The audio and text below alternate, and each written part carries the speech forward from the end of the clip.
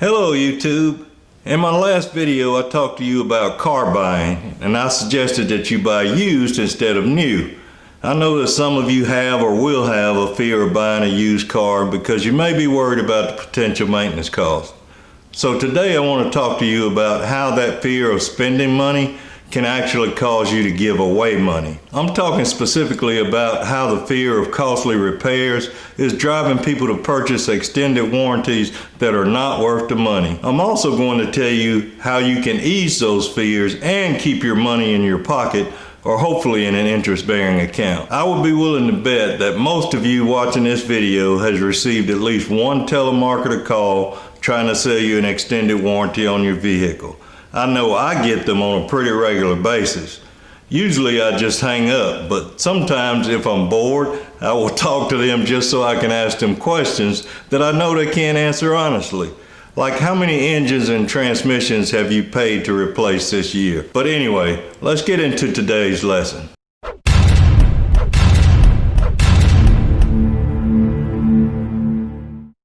First, let's talk about why people buy extended warranties on automobiles and what they typically cost.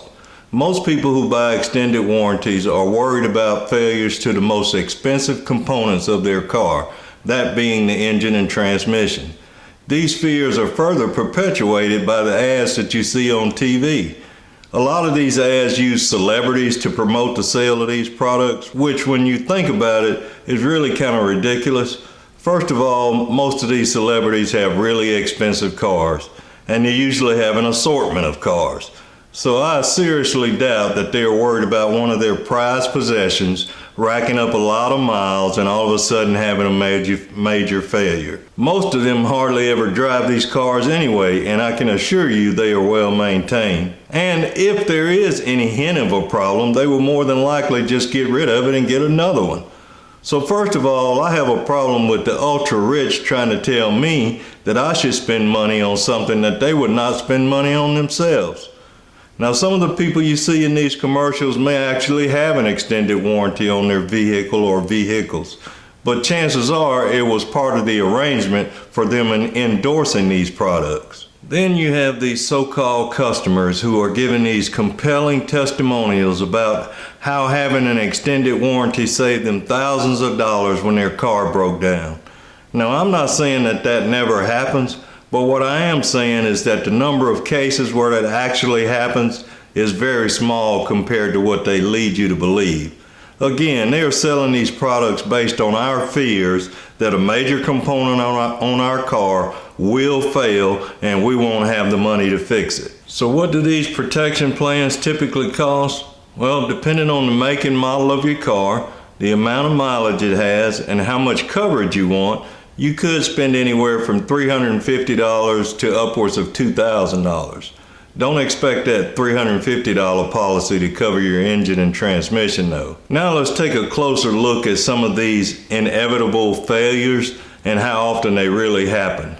The engine and transmission on your vehicle are two of the most durable components on the entire vehicle.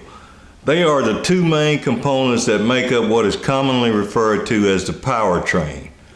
According to a June 2019 article by Warranty Week, which is a newsletter for warranty management professionals, the average claim rate for powertrains from 2003 through 2018 was less than 1%. Of course, there are some vehicles that have a higher failure rate, and there are some that have an even lower failure rate. My point here is that their main fear selling point for these warranties is not really that scary when you look at the actual numbers. Of course, the people who sell these extended warranties can always find someone who has experienced one of these failures. I'm not suggesting that they never happen, just not nearly as often as they would like you to think. So you buy this insurance policy out of fear because your car is starting to rack up a few miles, and 2 or 3 years down the road, you decide you're ready for another car. Now, you haven't had any major failures on your present car, but you've paid possibly $1,500 to $2,000 for this insurance policy that you were told were going to save you a ton of money. Well, unless you were in that small group that did experience a covered failure, you can kiss that money goodbye. And while we are talking about what's covered, Let's look at this insurance policy that is supposed to give you peace of mind a little closer. Did you know that most of these policies have a clause that excuses them from coverage due to pre-existing conditions? Sounds like a bad HMO, doesn't it? So if any of your engine or transmission components have been worked on before, it may give them a reason not to pay for a failure if it does happen. There's also the issue of the owner's responsibility for proper care of these costly components.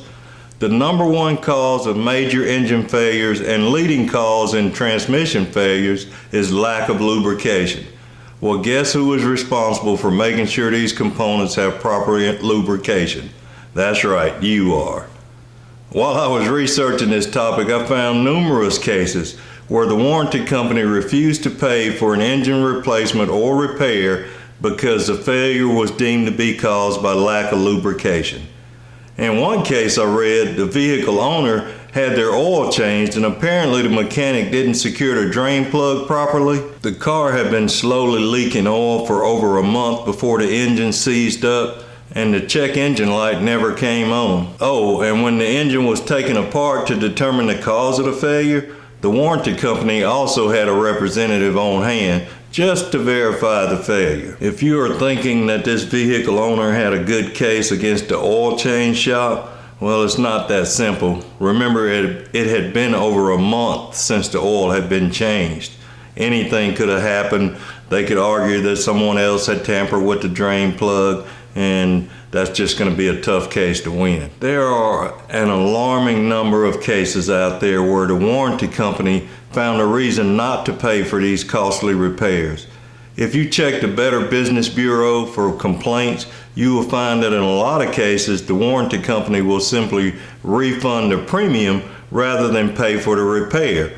This way they don't get bad marks from the Better Business Bureau. I read numerous cases where the Better Business Bureau said that refund of the premium was a satisfactory remedy. Here's another gem about these extended warranties that you're going to love. When you bought that policy out of fear, they also told you that you would also get a free rental car while your car is being repaired.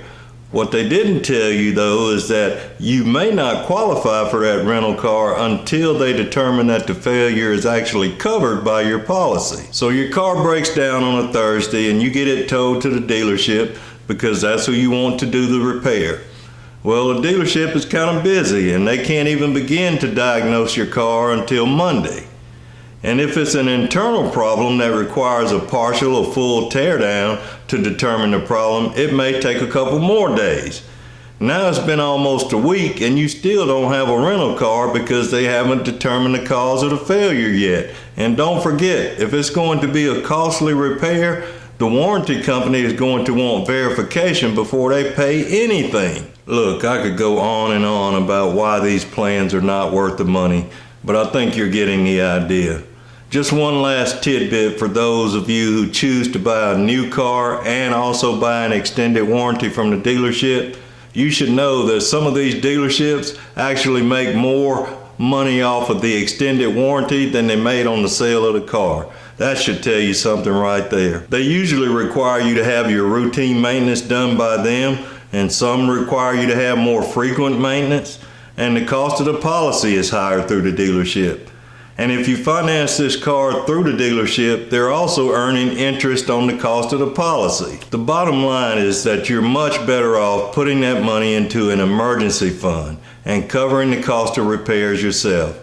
If you happen to be in that small percentage that has a major powertrain failure, you can decide if you want to get it fixed or get rid of the car for its salvage value, and you can add that to your savings to supplement your next purchase. When buying a new or used car, do your research first and find out what kind of problems that make and model has historically had. You can even find data that shows in what mileage range certain problems tend to occur on certain vehicles. It simply doesn't make sense to pay close to $2,000 in some cases for a policy that on average is only going to pay out $200 to $300 in coverage. This is one of the biggest rip-offs on the market today, and these companies are making billions of dollars preying on people's fears. Don't let anyone scare you into making a bad financial decision. Be smart with your money and don't give away money you don't have. Please stay safe out there, and until next time, behave well.